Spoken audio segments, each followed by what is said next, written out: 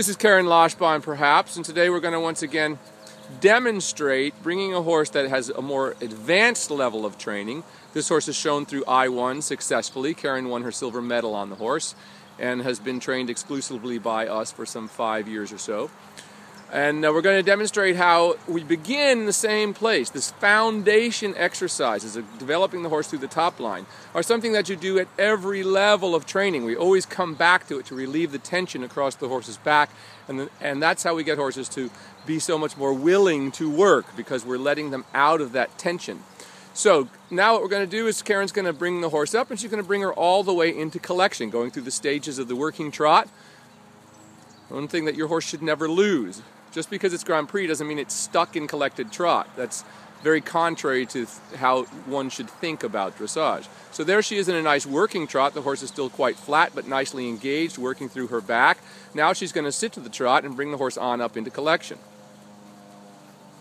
Notice he shapes the mane, keeps the same rhythm, and look how the horse begins to elevate.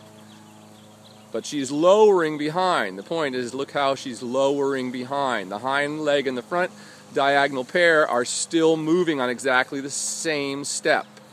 Very nice. And look how the horse, and this is a horse that as a mover, you know, is not that great a mover by contemporary standards, and she's more of a thoroughbred type horse with not a lot of natural lift. But look, as actually are most of the older breeds like Lusitanos and Lipizzanos and these kinds of horses. So, but we show how through the correct movement you can develop that lift. Beautiful in the collected trot. Now she's going to let the horse stretch again. Let's show you one more time as we go through the whole range of motion. Just like a person, you don't want to go to the gym and just, work half of a muscle. That is, you wouldn't want, if you're doing a bicep exercise, for instance, to just curl it halfway. You'd want to go the full range. Well, why don't we want the horses to do the same thing? We want them to use their full range of muscles, and that's what fully develops their muscles. If you never use the full range of muscles, the horse will never fully develop, and it will never get connected across the top line. So look how beautifully and seamlessly she stretched into the contact again. Beautiful swinging trot behind without any loss of rhythm whatsoever. So let's see this one more time. We're going to let Karen bring her back up into collection through the working trot. A little quicker this time. And all the way back up into collection. Now notice how light the reins are. The horse is now in self-carriage. Notice how loose the curb rein is. When you see people riding and the curb rein is straight back, that's not dressage, folks. That's holding a horse together against your hands. This is what a horse looks like that's correctly trained. It becomes light and in self-carriage. And what a beautiful picture it is. And watch with what ease all she does. She wants to make a downwards transition, for instance, is just stretch up through her back and let her come back to a walk.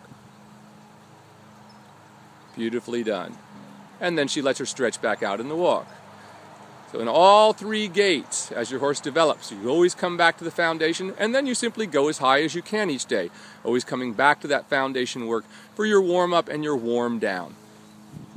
And that's our lesson for today.